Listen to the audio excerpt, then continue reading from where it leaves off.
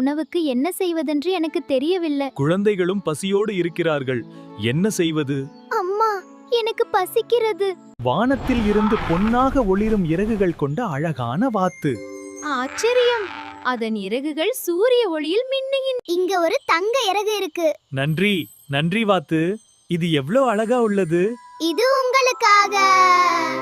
இங்க பாருங்களேன், இந்த தங்க இறகு. இது ஒரு அதிசயம்தான்.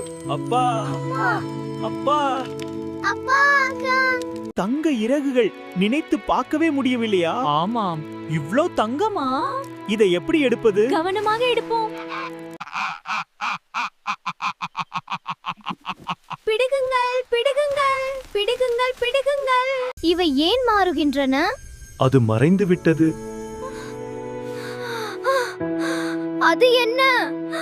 பேராசை பெரும் நஷ்டம்.